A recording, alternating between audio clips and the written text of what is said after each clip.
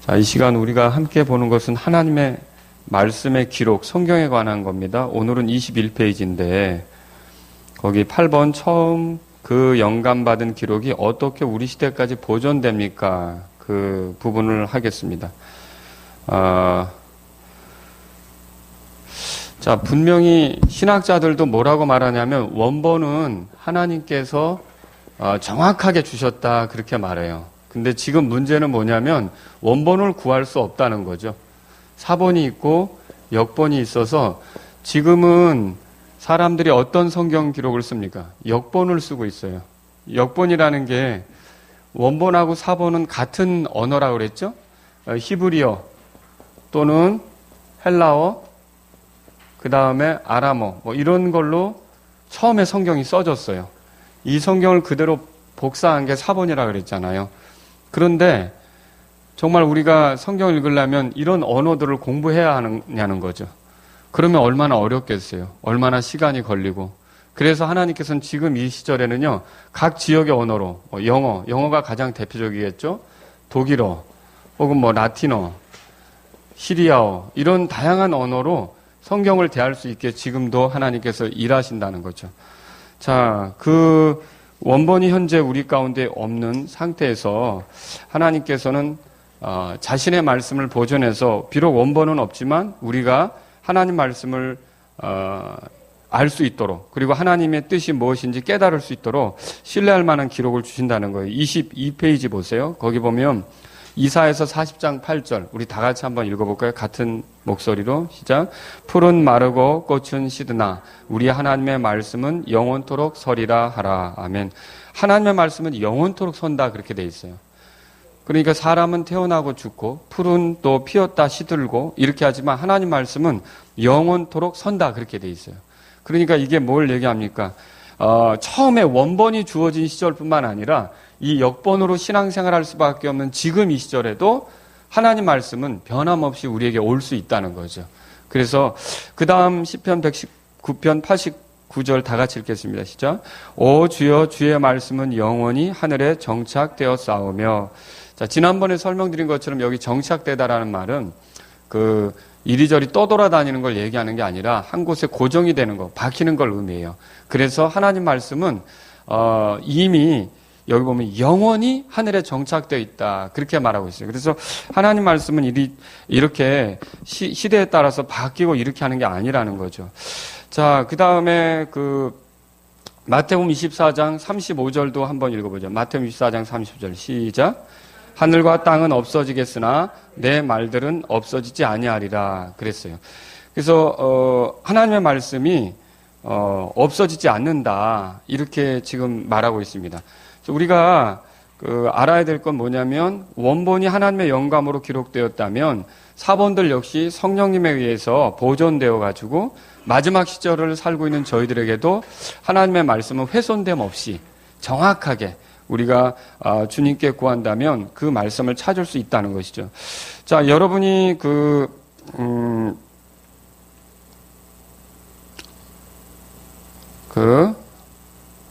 예레미야 36장 한번 펴보실래요? 예레미야 36장. 예레미야 36장.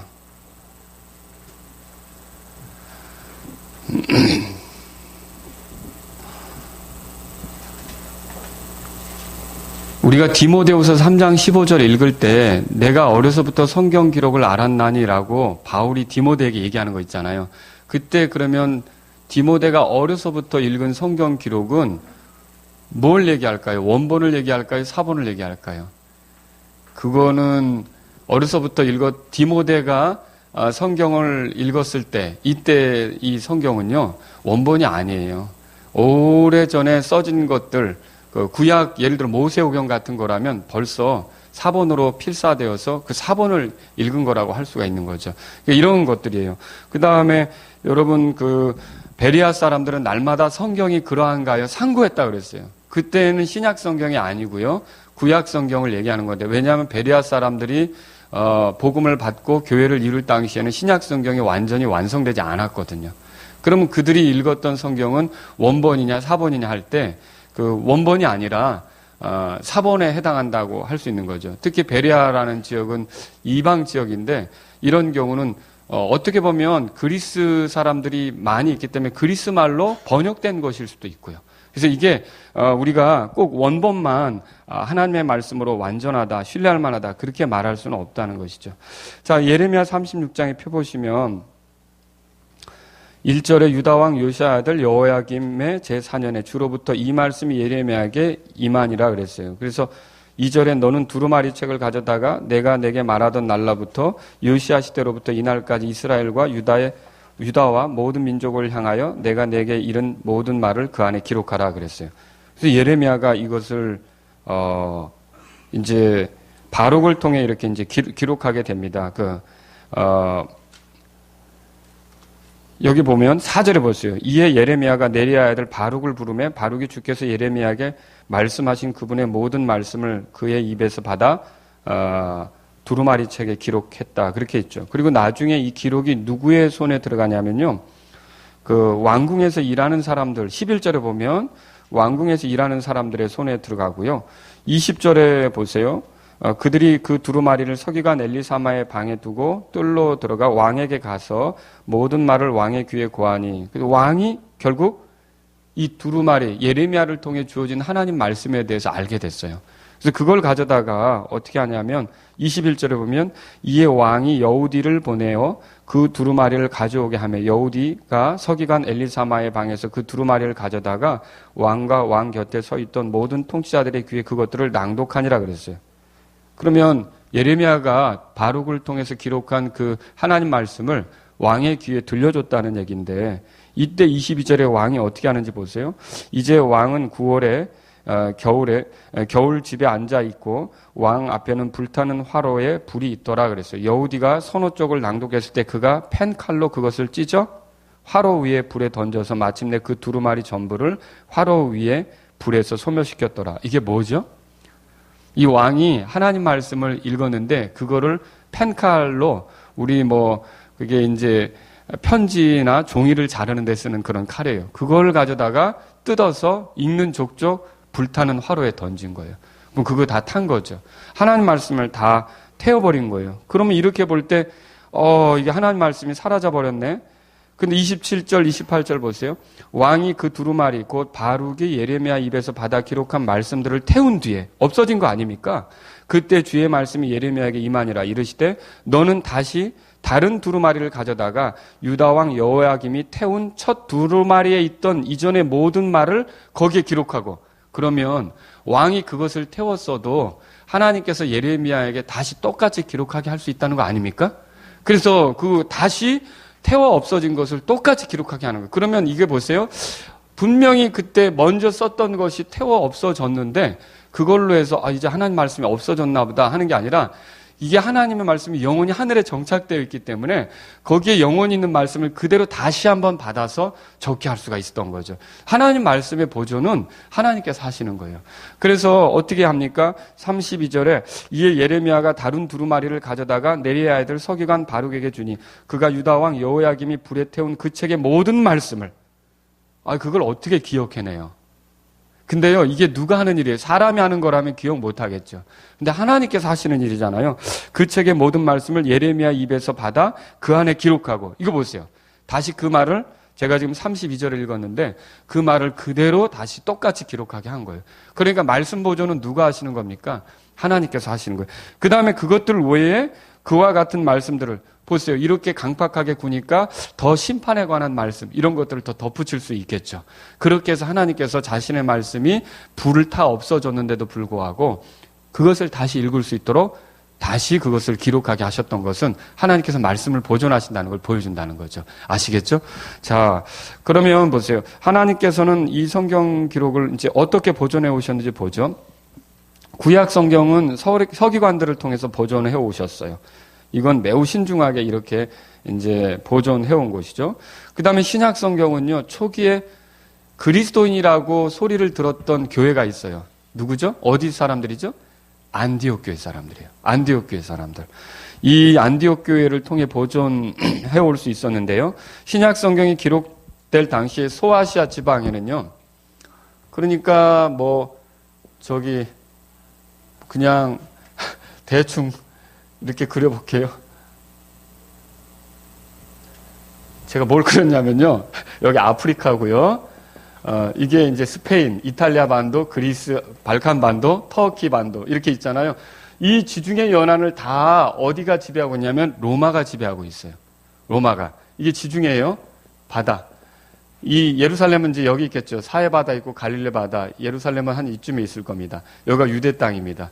유대 땅. 여기 터키, 다소. 여기 길리기아 다소라 해서 바울이 태어난 곳. 그다음에 아시아 7교회는 여기에 있습니다. 이렇게 7교회는. 아시아 7교회가 여기 있고요. 그리고 여러분 여기서 여기가 드로아인데 건너가면 여기서 조금 더 들어가면 빌립보가 있고요. 여기 베레아, 데살로니가, 그다음에 이 밑으로 내려오면 아테네 또 고린도 이런 데가 여기 다 있죠. 자, 이렇게 로마는 이쪽에 있고요. 이렇게 퍼져 있는데 언어는 어떤 언어를 썼냐면 헬라어를 썼어요. 헬라어. 물론 라틴어도 공식적 언어입니다. 근데 문화적으로 이렇게 헬라 문화가 확산되어 있었기 때문에 헬라어를 썼는데 헬라어는 두 종류가 있어요. 하나는 뭐냐면 코인의 헬라어라고 하는 게 있고 하나는 클래식 헬라어라고 하는 게 있어요. 클래식 헬라어는 귀족들이 쓰는 언어고요. 코인의 헬라어는 일반 서민들이 쓰는 언어예요. 그런데 성경은 어떤 언어로 기록됐냐면 일반 서민들이 쓰는 이 코인의 헬라어로서 기록이 되어 누구든지 쉽게 이렇게 하나님 말씀을 접할 수 있게 했다는 거죠. 그래서 이 안디옥은 이쪽에 있었어요. 안디옥은 여기 있는 그리스도인들이요, 이 소아시아 지역에 보낸 갈라디아는 여기 있었어요.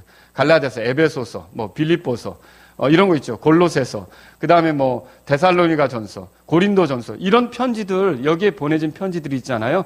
이런 편지들을 다 수집에다가 안디옥 교회에서 그거를 그대로 복사본을 만드는 일을 한 거예요. 사본을 만드는 일. 아시겠죠? 이렇게 해서 안디옥 교회의 수고로 이런 것이 되었고요. 이런 안디옥에서 기록한 사본이 이제 어떻게 되냐면 여기 시리아에서 다시 저 유럽 쪽으로 건너가고 독일이나 프랑스나 여기 프랑스 또는 알프스 산맥 주변 그리고 영국, 여기 이제 섬이 있어요. 영국. 이 영국까지 가서 많은 사람들의 손에 들어가서 그것이 그 지역의 언어로 번역이 되기 시작한 거예요. 그게 그렇게 해서 나온 게 역본이다, 이렇게 할 수 있는 거죠. 아시겠죠?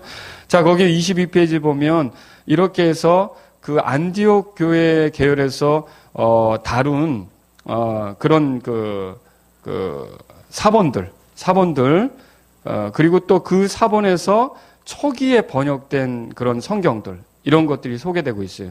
시리아의 페스타역, 그 다음에 라틴역, 구라틴역이죠. 이런 것들은 번역이 된 거예요. 그 다음에 파피루스의 표준 원문들, 안샬 표준 원문들, 그 다음에 왈덴시스, 알비겐시스, 롤라드, 이런 사람들은요, 특히 알덴시스나 알비겐시스는 카톨릭에 동조하지 않은 그룹들이에요. 이 카톨릭 교회가 왕성하게 일어날 때 그런 사람들이 라틴어 성경을 가지고 있었어요. 그리고 마르틴 루터의 성경은 이제 독일어 성경이 되겠고요. 그다음 헬라어 성경으로 TR이 나오게 됐어요. 인정받은 헬라어 성경. 이런 것들이 쭉 잘 보존된 계열에 속한 거예요. 아시겠죠? 그다음에 이것에서 영어 성경이 나옵니다. 영어 성경이 나오는데 영어 성경에는 이런 성경들은 잘 그래도 보존된, 그 당시의 언어로 잘 보존된 성경이라고 할 수 있겠죠. 틴데일, 커버데일, 매튜, 그 다음에 그레이트 바이블, 그 다음에 제네바 성경, 비숍 성경, 킹제임스 성경, 이런 것들은 잘 보존된 성경이라고 할 수 있어요. 자, 물론 헬라어 사본과 킹제임스 성경 사이에는 언어가 가진 언어상의 한계에 따라 여러분이 영어로 킹제임스 성경을 읽어보다 보면 이탈릭체가 있을 수 있어요. 이탈릭체, 그런 거는 그렇게 원래는요, 예를 들어 주어, 동사, 그 다음에 여러 가지 있겠죠. 수식하는 말들. 이거를 그대로 대입해서 번역을 해주는데, 그럼에도 불구하고 언어의 구조상 그대로 1:1로 번역하기 어렵고 뭔가 이렇게 다른 말들이 좀 들어가서 그것을 그대로 번역해 줄 수 있을 때는 영어에서 이탈릭체를 사용하는 거예요. 아시겠죠? 그게 어떤 다른 번역을 이상하게 더 넘어가서 다른 번역을 내려고 한 게 아니라 그 원래 기록된 사본을 정확하게 전달해 주기 위해서 그런 일들을 한 거예요. 그래서 헬라어를 연구하는 사람들은 이게 뭐 오류다 이렇게 따지기도 하고 얘기도 하지만 이건 가장 정확한 번역을 위해서 필요한 일이었다. 그렇게 보시면 되겠습니다. 그리고 놀랍게도요. 영국이 지배하던 영국은 엘리자베스 여왕 때로부터 시작해가지고 어떻게 하냐면 사실 영국이 여기 있었는데 유럽에서는요, 여기가 유럽입니다. 유럽에서는 거의 왕따예요, 왕따. 별로 이렇게 취급받지 않는 그런 민족이었어요, 말하자면. 그런데 영국이 1600년대 후반 이때부터 어떤 일을 했냐면 1600년대 들어가면서 식민지 개척을 했어요. 그래서 이 영국이 대서양을 건너가지고 가서 아메리카 대륙, 그리고 또 더 나아가서 아프리카 대륙, 밑으로 가서 아프리카 대륙까지 이렇게 가고 해서 많이 진출해서 자기들이 그 식민지를 개척해서 자원도 수탈하고 그리고 자기들이 지배하고 사람들도 또 노예도 이렇게 그 흑인들 같은 경우는 노예로 부리기도 하고 여러 가지 일들을 했었던 거죠. 그 가운데 이제 폐단도 있습니다. 좋지 않은 것도 있었으나 그때 이런 영국의 식민지 개척을 통해 활발하게 선교가 이루어질 수 있었어요. 그래서 영국 중심으로 해서 나중에는 미국 중심으로 바뀌지만 영국 중심으로 해서 많은 선교사들이 나가서 영어 성경을 가지고 복음을 전할 수 있었던 거죠. 그래서 이게 우리가 역사적으로 보면 1700년에서 오늘 필라델피아 교회 시대를 오전에 공부하게 될 텐데 1900년 이 시대를 필라델피아 교회 시대라고 봐요. 근데 이때 세계 선교가 굉장히 왕성하게 이루어졌던 시절인데 영어 성경을 통해서 그 식민지들 가운데에서도 이 영국 말을 쓸 수 있는 영어를 쓸 수 있는 사람들은 얼마든지 성경을 읽고 하나님의 뜻을 깨달을 수가 있었던 거죠. 아시겠죠? 그래서 이런 복음 전하는데 효과적이었어요. 만약에 이때 선교를 하는 데 있어서요. 헬라어 사본을 가지고 들고 가가지고 원주민들에게 헬라어부터 공부하라고 그런다. 조선 땅에 들어오는데 예를 들어서 조선 사람들에게 헬라어부터 공부시킨다. 그러면 어느 세월에 복음을 깨닫겠어요. 헬라어 공부도 쉽지 않을 거고. 그죠? 그런데 이렇게 이제 통용되는 언어를 쓰면서 헬라어는 그 당시에 또 사어였거든요. 죽은 언어로서 글자로만 이렇게 남았지 후대에는 말들이 많이 바뀌었단 말이에요. 그런데 어떻게 옛날 언어를 그렇게 이제 배워가지고 복음을 이해할 수 있겠냐는 겁니다. 그런데 놀랍게도 영어를 배우게 되면 킹제임스 성경을 읽으면서 그 당시 요 시절에는요 1800년대 후반에 가서 다른 영어 역본이 나왔죠. 그 전에는요 킹제임스 성경 하나로 1611년부터 킹제임스 성경 하나로 그냥 어디든지 가면 하나님 말씀으로 이해하고 받아들일 수 있는 그런 시절이었다는 거죠. 아시겠죠? 자, 그래서 이런 식으로 해서 성경이 보존되게 된 겁니다. 그러면 누가 성경을 변개시키는 일을 했습니까? 그랬는데요. 변개 주동자로 AD 185년에서 251년까지 살았던 오리겐을 둘 수 있어요.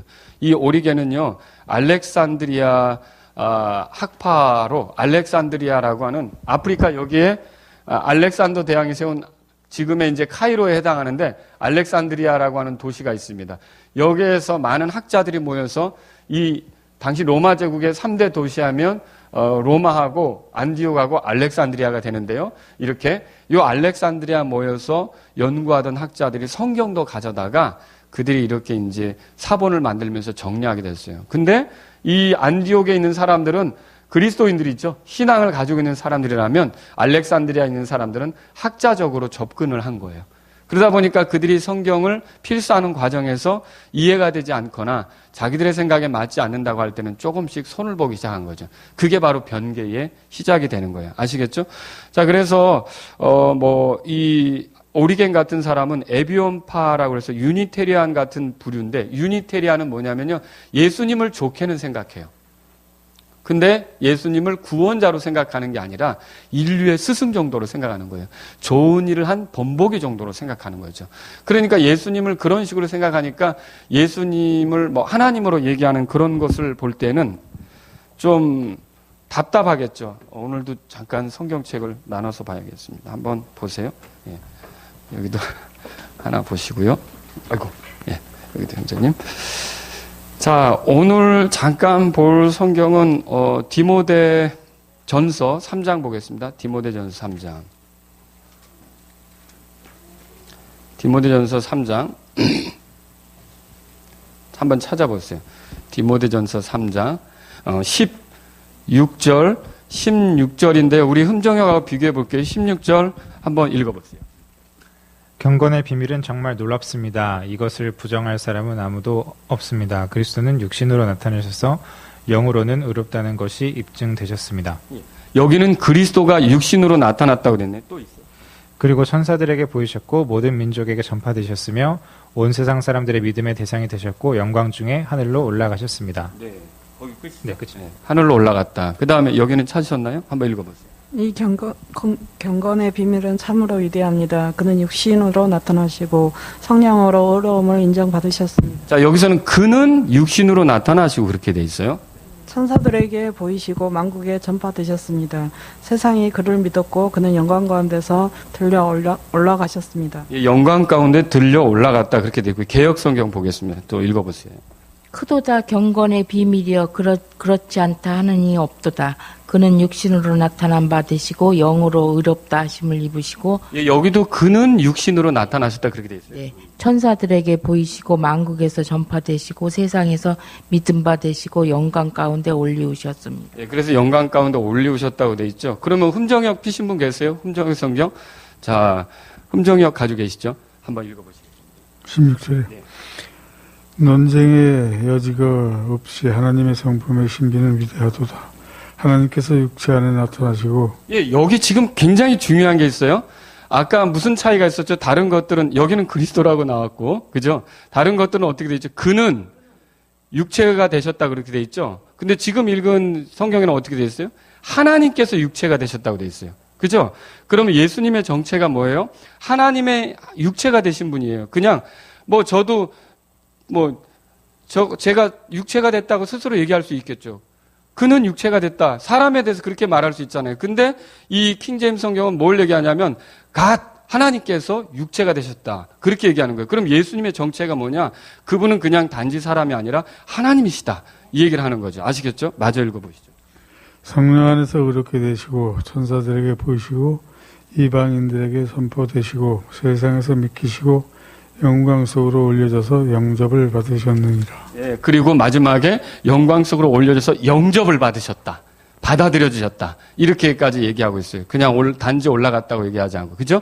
그래서 원래 주님이 오셔가지고 아버지께로 돌아간다. 아버지께로 돌아간다. 그 얘기 하셨는데 마침내 따뜻하게 받아들여져서 올라가신 거죠. 그죠? 이렇게 성경을 보시면 그럼 왜 어떤 사람들은 여기를 하나님이라고 되어 있는데 사본에는 어떤 사람들은 그라는 말로 이걸 했을까요? 예수님이 인간 선생으로서는 훌륭하게는 생각이 되지만 하나님이라고 믿어지지 않을 때는 고쳐버리는 거예요. 그냥 그로서. 이해하시겠죠? 이런 작업들에 의해서 성경 번개 작업이 진행되었다라고 할 수 있는 거죠. 아시겠죠? 그런 일들이 있었습니다. 그리고 이후로 이 오리겐이라는 사람은 어떤 사람이냐면요. 윤리적인 교훈만 성경에서 받아들이고 복음으로 인한 구원 교리는 부정했어요.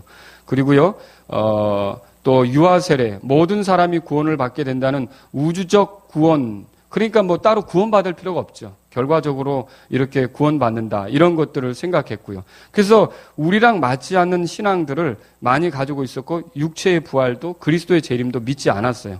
이런 사람입니다. 그리고 이 사람의 후계자가 누구냐면, 교회사의 아버지라고 또 불리는 게 애석한데, 교회사의 아버지. 교회사를 잘 말하는 사람이라고 하는데 유세비우스라고 하는 사람이 있어요. 그래서 4세기에 이르러선 로마 황제 콘스탄틴의 명령에 의해서 성경 복사가 이루어졌는데 그때 작업을 한 사람이 황제의 친구였던 유세비우스였어요. 이 유세비우스는 어떻게 했냐면요. 성경을 필사를 해서 유세비우스가 필사한 것들만 놔두고 나머지 것들은 다 이렇게 압수하는. 그래서 여기서 그에 의해서 50권의 성경이 만들어졌다. 그렇게 돼 있죠. 이 사람이 복사한 그 50권의 성경만 유효한 것이 되게 하고 나머지 것들은 다 없애버리는 그런 일들을 했던 사람이죠. 그래서 이 유세비우스, 자 보세요. 지금 오리겐이 있었죠. 오리겐, 그리고 그것에 영향을 받은 유세비우스가 있었어요.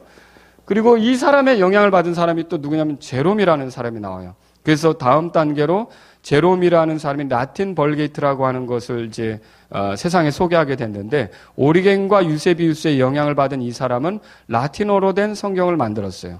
그것이 오랫동안 그 가톨릭 교회의 성경으로 인정이 됐는데, 그래서 가톨릭 교회는 미사도 라틴어로 드렸던 거죠. 그래서 람스 두웨이 성경이라고 1611년에 나온 거죠. 자, 그러니까 이런 사람들의 영향을 받아서, 특히 유세비우스 같은 사람이 사본을 만들었는데요. 이런 사본들이 어딘가에 있어요. 어딘가에 있는데 이제 이 사본 계열에서 나온 것이 여러분이 들어보셨는지 모르겠지만 신해산 사본이나 바티칸 사본이 되는 거예요. 그리고 우리가 쓰던 개혁 성경은 바로 이런 사본의 영향을 받아서 만들어진 게 개혁 성경이에요. 그래서 없음이라는 구절도 있는 거고 말들이 바뀐 것도 있는 거고, 아시겠죠? 근데 이 사람들은 이렇게 했지만 한편으로는 어떻게 합니까? 안디옥 교회로부터 시작을 해서 이 성경을 보존해 온 사람들이 또 순수하게 이것들을 계속 필사해 가면서 각 지역의 언어로 번역하면서 이렇게 했던 사람들이 있다는 거죠. 이게 나중에 가서는 어떻게 되냐면 TR이라고 해서 잘 보존된 헬라어가 나오는 거예요.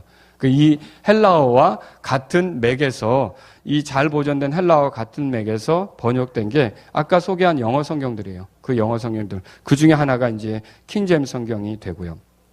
자, 여기서 우리가 생각해 볼 건 이겁니다. 오늘날 완전한 성경이 없다고 주장하며 다양한 역봉들을 비교해서 읽고 적절히 선택해야 한다고 하는 사람들이 있어요.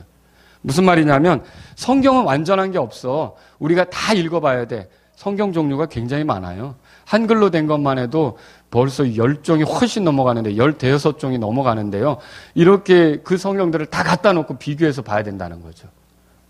그러면 여러분 이거를 이렇게 볼 때, 그럼 하나님은 우리를 하나님 말씀대로 살라고 해놓고서는 뭐가 문제냐면 뭐가 하나님 말씀인지를 우리가 부정확한 상태에 있게 하는 거예요. 그러면 하나님 혼란을 주시는 거 아닙니까? 이게 하나님이 어떻게 호의라고 볼 수가 있어요? 하나님이 이렇게 하시지 않죠. 우리가 하나님 말씀을 대하면 따를 수밖에 없도록 보존된 말씀을 우리에게 주실 수 있는 분이에요. 근데 이렇게 다양한 역본을 주시면 문제가 뭘까요? 다양한 역본들을, 여러분이 오늘날 주일날 교회 올 때 성경책 몇 권씩 가져오셨어요? 한 권씩 가져오셨죠? 근데 앞으로는 어떻게 해야 돼요? 다양한 성경책을 가방에 몇 개씩 들고 와가지고 설교 시간에 테이블도 좁아요. 나 혼자 앉아야 돼요, 여기. 아마 성경책을 쫙 펴놔야 돼요. 그리고 목사님이 찾아서 읽는 부분이 어느 게 맞는지 이런 것들을 비교해 봐야겠죠. 근데 여기서 또 문제가 생겨요. 비교해서 이게 옳은지 그른지를 누가 결정해요? 내가 결정해야 되죠. 그럼 그것도 문제죠. 말씀 위에 누가 올라간 거예요? 내가 올라가 버린 거예요. 그래서 내가 내려다보면서 이건 틀렸어. 이건 맞아. 이건 애매한데, 이걸 누가 결정하는 거예요? 내가 결정해. 그런 마인드로 살아갈 때 내가 하나님 말씀에 순종하겠습니까? 만약 여기 육신적이 된다면 어떨까요? 내가 별로 마음에 안 드는 건 이건 아니야. 이쪽 게 맞아. 내가 기준이 돼버리겠죠. 그러면 어떻게 신앙생활을 제대로 할 수 있겠어요? 이렇게 되지 않으려면 하나님께서 어떻게 하냐면 우리가 그저 그 말씀의 권위 아래서 따를 수밖에 없는 보존된 성경을 우리에게 주신다는 거죠. 아시겠죠? 그래서 이것은 아주 혼란스러운 말이에요. A역본과 B역본의 사이에 무엇이 옳은지 누가 결정하느냐는 거죠. 성경을 읽는 본인이 결정하겠죠. 그럼 그게 혼란이 되는 거예요. 그러니까 이렇게 결정하면, 예를 들어서 김영재 님이 읽고서 아마 부부간에도 그럴 거예요. 성경을 쭉 펴놓고 아니야 이거는 A역본이 맞아. 자매님은 에이 여보 그거 아닌데 F역본이 맞아. 서로 왜? 나는 F역본이 확신이 있어. 그러면 서로 이게 자기 입장에 따라 성경을 가지고 이제 이건 신앙생활 하기도 전에, 실행을 하기도 전에 무엇이 옳은지를 그르냐를 가지고서 서로 충돌하게 되는 거죠. 근데 이거를 막아주는 건 뭡니까? 하나님께서 보존하신 역본을 주셔서 우리가 그냥 그거를 읽으면 되게 만들어주신다는 거죠. 아시겠죠? 물론 여러분이 이거를 생각해 볼 필요가 있어요. 흠정역 성경이라고 하는 거는 영어로 보존된 것을 우리가 이해할 수 있게 하는 것이지, 흠정역 자체 한글로 된 거 있잖아요. 이거는 계속 지금 5번째 수정을 했을 거예요. 계속 수정이 가해지고 있기 때문에. 근데 수정이 뭐 어떤 킹제임스 성경처럼 인쇄공의 실수로 철자를 이렇게 그 스펠 중에 한 그 뭐 C를 S로 고친다든지 이런 차원이 아니라, 흠정역은 막 단어도 바꾸고 문장도 바꾸고 이럴 때가 있거든요. 한글 성경은요. 그래서 우리가 이것에 대해서는 우리가 여전히 또 손을 봐야 될 그런 그 수정을 해야 될 그런 것이다라고 볼 수가 있는 거죠. 하지만 우리가 영어로 킹제임스 성경은 이 영어 문화권에서 살고 있는 저희들에게 하나님께서 정확하게 하나님의 뜻을 이해할 수 있도록 주신 성경이다. 그렇게 볼 수 있는 거죠. 자, 그리고 여러분이 또 만약에 이제 부부가 싸웠어요. 김영재님은 A가 맞아. 이거 아무리 봐봐. 이거 A가 맞아. 그런데 자매님 F가 맞아요. 라고 이제 통일이 안 됐어요. 그래가지고 이제 이거 우리끼리 논쟁하지 말고 목사님이 해석해 주는 대로 하자. 라고 해서 이제 모든 걸 목사님이 이거는 A입니다. 여기서는 C가 맞습니다. 여기서는 D가 맞습니다. 이걸 목사님이 해주면 그게 중세시대로 돌아가는 것과 똑같아요. 중세시대에는 성경 해석을 누가 했냐면 사제가 해줬고 일반인들은 읽지도 못했어요. 그래서 사제가 해주는 말만 따라갔던 거죠. 그런데 종교개혁은 왜 일어났어요? 그 성경을 읽어보면서 아닌 게 드러나니까 종교개혁이 일어난 거 아니에요. 그렇죠? 사본들을 읽어보고 이렇게 하다 보니까. 그러니까 오늘날도요. 여러분이 베레아 사람들처럼 베레아 사람들은 어땠냐면 사도 바울이 전한 것도 이것이 그러한가요? 날마다 성경을 상고했다고 돼 있잖아요. 그러니까 이게 목사님에게만 의존할 게 아니라 목사님이 설교를 통해서 여러분들에게 그것이 무슨 뜻인지는 가르쳐 드릴 수는 있지만 풀어 드릴 수는 있지만 성경 자체는 이거는 목사님에 따라 단어가 바뀌는 거예요? 그건 아니죠. 그죠? 성경은 어디까지나 정확하게 보존돼서 일반 사람들도 읽을 수 있어야 되고 제가 하는 설교가 옳은지 그른지를 여러분이 집에 돌아가서 성경을 떠들어 볼 수 있어야 되는 거 아닙니까? 그래서 이거는요 정확한 성경이 필요한 거고요. 정확한 성경은 하나님께서 그래서 우리에게 주시는 거죠. 여러분 그래서 한번 마지막으로 디모데후서 2장 보세요. 디모데후서 2장 다시 한번 여기로 돌아가는데 디모데후서 2장 5절입니다. 5절 같이 한 목소리로 읽겠습니다. 시작. 또한 사람이 우승하려고 애써도 적법하게 애쓰지 아니하면 관을 얻지 못하며 그랬어요. 자, 관은 상을 얘기하는 거예요. 우리가 주님께 잘 했을 때 상을 준단 말이에요. 근데 적법하게 하면 상을 받는데요. 적법하다는 말이 뭐예요? 법대로죠. 그럼 여러분들이 법대로 할 때 그리스도인들의 법은 뭐죠? 말씀이죠. 근데 말씀을 만약에 부정한 걸 주셨다. 그래 놓고 법대로 하라 그런다. 그럼 하나님은 혼란스럽게 하는 거죠. 근데 하나님은 그렇게 하는 게 아니라 우리가 법대로 하길 바라서 정확하게 룰을 주시는 거예요. 예를 들어서 여러분이 자녀들에게 뭔가를 교훈할 때도 왜 엄마는 이랬다 저랬다 해? 그런 말 들을 때 있잖아요. 그럼 골치 아프죠. 그때는 교육이 안 되는 거예요. 그런데 만약 하나님께서도 A 역번에는 이렇게 하고 B 역번에는 이렇게 하면서 헷갈리게 하면서 왜 하나님은 이렇게 했다 이렇게 하세요? 그러면 하나님도 난처하시게 되겠죠. 그런데 그런 걸 막기 위해서 하나님은 어떻게 하느냐? 우리에게 정확한 법, 그러니까 잘 보존된 성경 이걸 주신다는 거죠. 그래서 오늘날도요. 만약에 여러분이 원하기만 하고 주님의 말씀에 대한 갈망이 있다면 하나님의 잘 보존하신 말씀을 하나님께서 만나게 해주실 수 있다는 것이죠. 아시겠죠? 여러분 조선시대에 절에서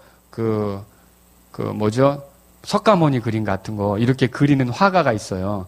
근데 점안식이라고 아세요? 점안식 그렇게 그림을 그려놓고 나중에 이 화가가 마지막으로 최종적으로 눈 동자를 딱 찍게 돼요. 그럼 그때부터 그 앞에 빌어도 이제 되는 그런 말하자면 그림이 되는 거예요. 그러면 그때 의식이 있는 사람들은 이 그림을 숭배하는 것보다 이 그림을 그린 사람이 더 낫겠다 생각할 거 아닙니까? 왜 그래요? 그 사람이 없으면 그 그림이 나와요? 안 나와요? 안 나오죠. 그래서 그 그림을 그린 사람을 찾아가 봤더니 이 사람은 술 먹고 그리고 깽판 치고 있고 막 이런다고 생각해 보세요. 그러면 이게 뭐지? 그 그림도 가짜고 이 사람도 믿을 만하지 못하다면 내가 이 그림 앞에 절하는 게 무슨 소용이 있어? 뭔가 이 사람이 있게 하신 존재가 있다면 좀 나에게 진리를 가르쳐 달라고 이렇게 요청할 수 있지 않습니까? 그런 사람들에게는 결국 기회가 올 수가 있겠죠. 근데 어때요? 그런 걸 생각을 안 하는 거예요. 그냥 덮어놓고 절하는 거죠. 덮어놓고 기도하는 거죠. 이게 문제예요. 근데 똑같아요. 이렇게 성경책을 읽다가 문제의식을 가져야죠. 왜 없음이란 구절이 있지? 왜 여기는 이렇게 돼 있고 여기는 이렇게 돼 있지? 뭐가 정확한 거지? 이런 생각을 가져야 돼요. 그리고 정확한 성경을 찾고자 한다면 하나님께서 분명히 구하라 그러면 주실 것이요, 찾으라 그러면 찾을 것이요 했던 것처럼 정확한 것을 만나게 하신다는 거죠. 그리고 정확한 것을 만났을 때는 이제는 든든한 거예요. 그대로 그 법대로만 하면 관을 얻으니까. 아시겠죠? 그래서 우리는 정확한 성경을 만나셨다면 그 법대로 하시려고 해야 되고, 아직 이제 정확한 성경을 만나지 못했다면 주님께 구해야겠죠. 내가 신뢰할 만한 말씀의 기록을 저에게 달라고. 아시겠죠? 오늘 여기까지 할게요.